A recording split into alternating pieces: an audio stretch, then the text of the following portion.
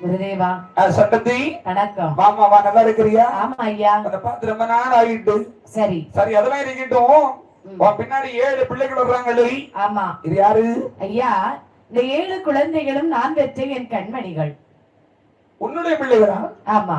பார்த்தா அப்படி தெரியலையே. மாய பொழந்து கண்ணு போடாதீங்க. இல்ல, கண்ணெல்லாம் பட்டு இதெல்லாம் வாம் பிள்ளை மாதிரி எனக்கு தெரியல. எல்லாம் குழந்தைதான். ஒவ்வொன்றும் ஒவ்வொரு விதமா இருக்குது. ஐயா குழந்தை 5 விரல் இருக்கா? எல்லா விரலும் ஒண்ணு மாதிரி இருக்கா? இருந்தாலும் அம்மாவுடைய சாடை இருக்கணும்ல. இல்ல உங்க கையில இருக்கிற விரல் தானே. திரும்பி பாருங்கள் ஐயா, எங்க அம்மா மாதிரியே தான் நான் இருக்கிறேன். இவனா? இது எப்படி இருக்க தெரியுமா? எப்படி இருக்கிறேன்? இந்த புரோட்டாக்கெல்லாம் மாவு பிசைஞ்சு இருப்பாங்க பாத்தீங்களா? அத போய் பாருங்க. இவரையும் பார்த்த போல இருக்கான். பக்கத்துல இருக்கும் பாரு முட்டை, உடைச்ச முட்டை. ஆமா, அந்த முட்டை தோடு மாதிரியே நீ இருக்கிற. அது பிறகு இல்ல, நீ மைதா மாவை பார்த்தீங்கன்னா உனக்கு தெரியும். மைதா மாவுல தான் எல்லாரும் விதவிதமா சமைச்சு சாப்பிடுறாங்க. உருண்டு திரண்டு ஒரு மாதிரி இருக்கு. சரி இருக்கட்டும். சரி, அவன் தான் என் மூத்த பையன். இவெல்லாம் மொத்தவை கொழு கொழுன்னு இருக்கிறான் பேபி. இது கொழு கொழுன்னு சொன்னா யாரும் நம்புவாங்களா?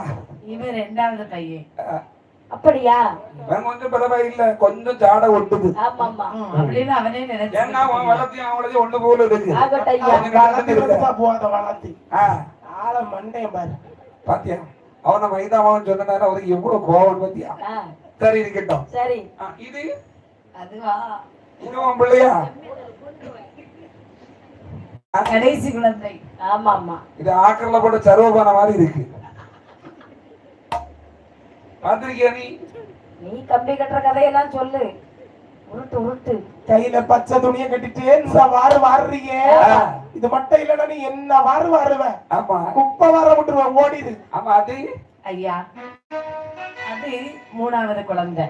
ஆமா, அது 3வது குழந்தையா? அது என்ன மாதிரி இருக்கா? கால் தெரியலையோ அதுக்கு? ஒரு பக்கமா சைடு வாங்கி கிடக்கு. சரி இருக்கட்டும்.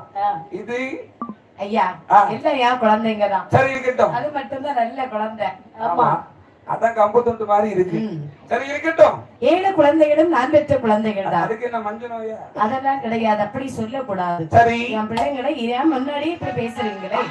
நான் போனதுக்கு அப்புறம் எப்படி என் குழந்தைகளை நீங்க பாத்துப்பீங்க? இன்னொரு பிள்ளைங்க எல்லா குழந்தைங்க, ஒரு குழந்தை அங்க இதான் கலக்குட்டியோ? ஆமா, மண்ணாடிட்டு இருக்கட்டும் இருக்கட்டும். அந்த மாதிரி அம்மா பாத்தியாருக்கிட்ட எங்களை தனியா விட்டுட்டு போயிடாதம்மா.